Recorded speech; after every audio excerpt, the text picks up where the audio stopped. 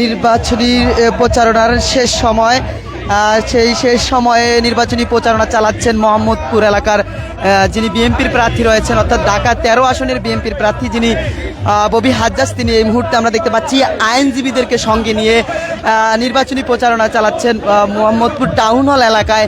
সেই চিত্রই কিন্তু আপনাদেরকে দেখানোর চেষ্টা করছি। আমরা দেখেছি কিছুক্ষণ আগে এই টাউন হল এলাকায় যে জামে মসজিদটি রয়েছে সেই মসজিদের সামনে তিনি বক্তব্য রেখেছেন এবং সেখানে তিনি এই এলাকার যেই সমস্যা সেই সমস্যার কথা বলছিলেন এবং এই সমস্যার সমাধানের যেই তার পরিকল্পনা রয়েছে সেই পরিকল্পনার কথাও তিনি কিন্তু জানিয়েছিলেন।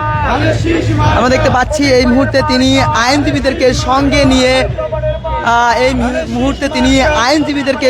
নিয়ে এই এলাকায় তিনি নির্বাচনী প্রচারণা চালাচ্ছেন এবং তার সঙ্গে আমরা দেখতে পাচ্ছি তার স্ত্রীও রয়েছেন।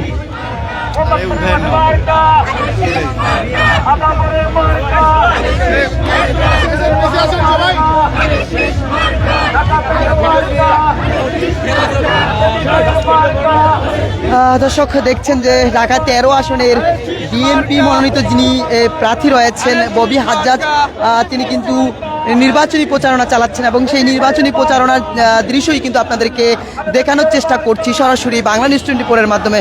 আমরা দেখতে পাচ্ছি ববি হাজ্জাজ তিনি নির্বাচনী প্রচারণা চালাচ্ছেন এবং তার সঙ্গে আইনজীবীরা রয়েছেন।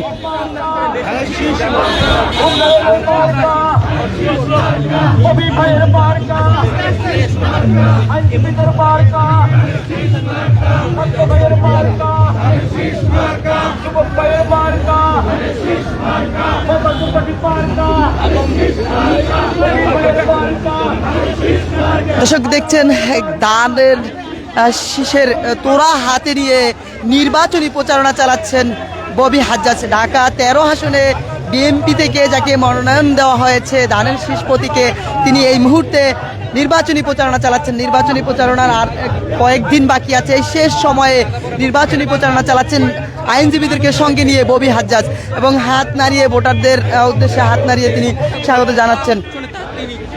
অন্যদিকে যদি জানিয়ে রাখি, তিনি কিছুক্ষণ আগে এই মোহাম্মদপুর টাউন হলের সামনে যে টাউন হল এলাকায় যে জামে মসজিদটি রয়েছে সেই মসজিদের সামনে তিনি বক্তব্য রেখেছেন। সেখানে তিনি বলছিলেন এই এলাকার যে গুরুত্বপূর্ণ সমস্যা সন্ত্রাস এবং গ্যাসের যে সমস্যা, এই সমস্যা তিনি চিহ্নিত করতে পেরেছেন এবং তিনি নির্বাচিত হতে পারলে এই সমস্যাগুলো সমাধান করবেন এমনটাই আশ্বস্ত করেছিলেন কিছুক্ষণ আগে তিনি এই টাউন হল এলাকার এই জামে মসজিদ রয়েছে সেই মসজিদের সামনে। অন্যদিকে যদি জানিয়ে রাখি, এলাকার মোট 9 জন প্রার্থী রয়েছে, তার মধ্যে মামুল হক সহ মোট 9 জন প্রার্থী রয়েছে।